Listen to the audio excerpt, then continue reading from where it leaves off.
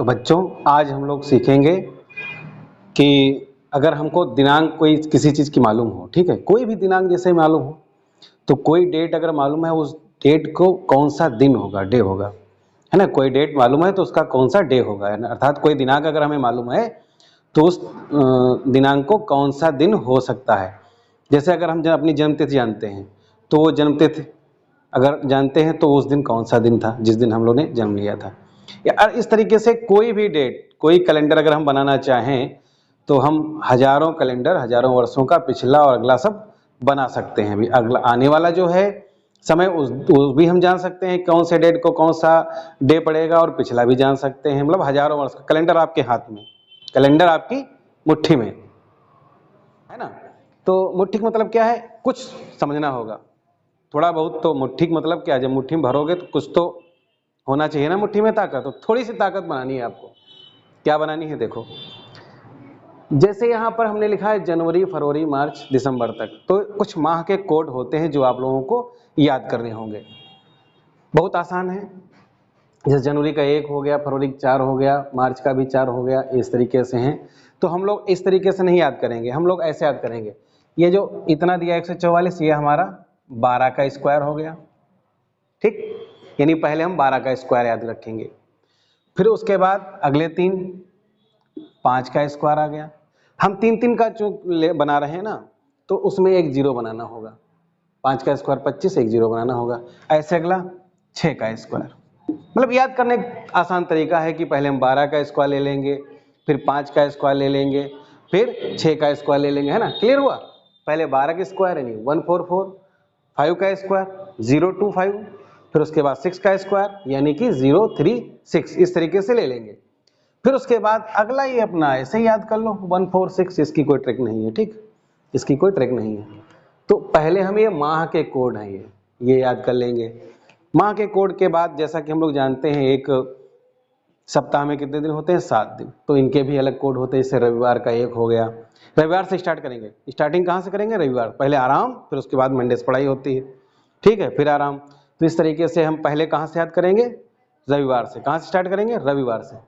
तो रविवार का 1, 2, 3, 4, 5, 6, 7, इस तरीके रविवार, सोमवार, मंगलवार, जैसे 1, 2, 3, 4, 5, 6 और 7। अब 7 का मतलब शनिवार है, जैसे शनिवार को 7 समझ लो चाहे 0 समझ लो। ये क्या होगा, इसके बारे में बताते हैं अभी, ठीक। फिर हम यहाँ पर देखते हैं 3 प्रकार के कोड हैं हमारे। एक तो माह के कोड हो गए, दूसरा दिन के कोड हो गए, और तीसरा हमारा जो होगा वो शताब्दी। शताब्दी का मतलब क्या होता है, देखो जो 100 वर्ष पूरे हो जाएं तो उसको हम क्या कहते हैं, शताब्दी। और जब 10 वर्ष पूरे होते हैं उसको हम कहते हैं दशक। जैसे 70 दशक कह दें तो इसका मतलब क्या है, 70 से 80 वर्ष।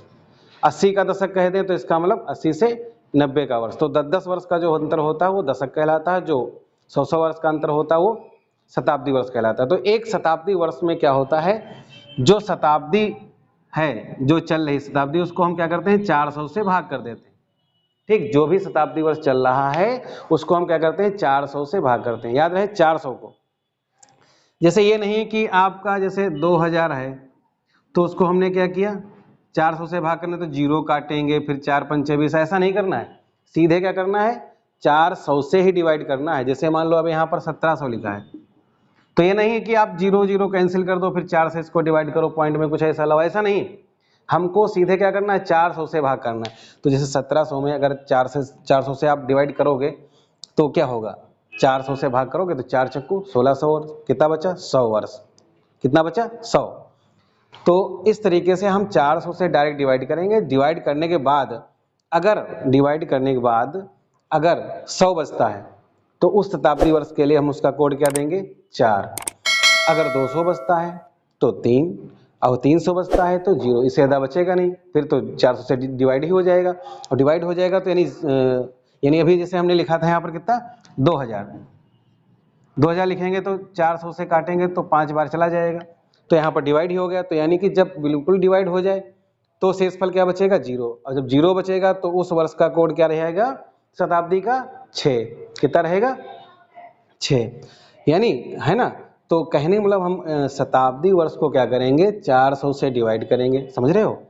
शताब्दी वर्ष को क्या करेंगे 400 से डिवाइड करेंगे। डिवाइड करने के बाद अगर हमारा शेषफल 100 बचता है तो 4 उसका कोड रहेगा, 200 बचता है तो 2 रहेगा, 300 बचता है तो 0 रहेगा और 0 बचता है तो 6 रहेगा। तो ये रहे दिन के कोड, ये शताब्दी वर्ष के कोड और ये माह के कोड रहे। इन 3 कोड के आधार पर आप कोई भी डेट अगर जानते हो तो कौन सा उस दिन था वो हम अपने आप जो है ज्ञात कर सकते हैं। देखो कैसे ज्ञात कर सकते हैं, देखो ध्यान दो। जैसे हम यहाँ पर कोई भी वर्ष ले लें, कोई भी डेट ले लें।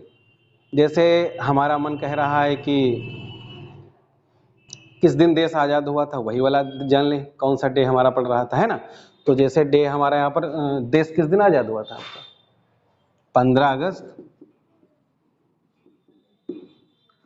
ठीक है, 1947, जैसा कि हम लोग जानते हैं। इसके लिए सिंपल सा ये सूत्र हो गया, इसी सूत्र की सहायता से आपको जानना है। पहले क्या लिखना है दिन, पहले क्या लिखना है दिन। तो यहाँ पर दिन का मतलब 15 अगस्त है तो ये 15 दिन हो गए, तो पहले 15 लिख लोगे, ठीक, क्या लिख लोगे पहले 15 लिख लोगे। फिर उसके बाद में पहले 15 सीधा लिख लेंगे, इसमें कोई दिक्कत नहीं।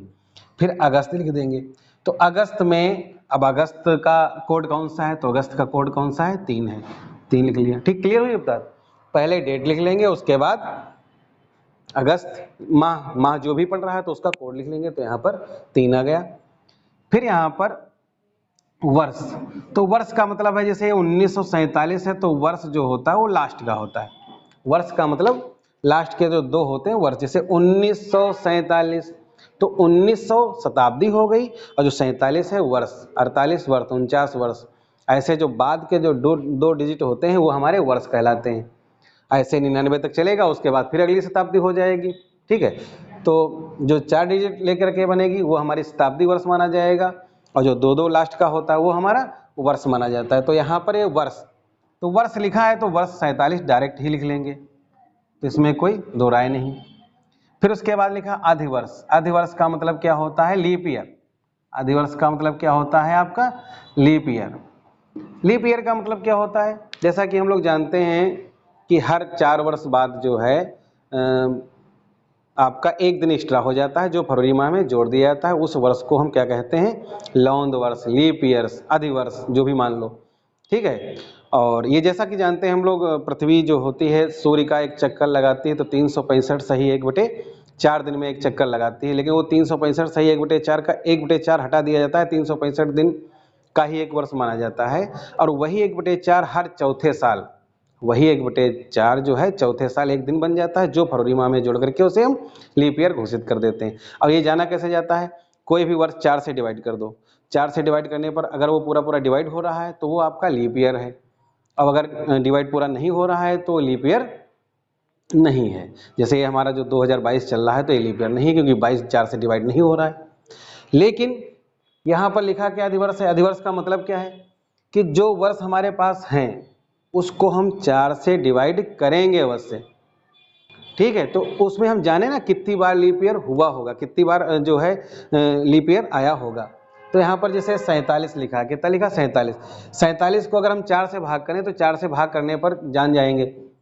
तो हम जानते हैं कि 47 को अगर 4 से भाग करें तो 4 से 47 को भाग करोगे तो नहीं 11 बार भाग करोगे ना, 11 चौक 44 होता है, तो 11 बार भाग करोगे 3 बच जाएगा, उससे कोई मतलब नहीं। पूरा पूरा कितनी बार गया 11 बार गया, तो यानी 47 वर्षों में 11 बार लीप ईयर पड़ चुका होगा।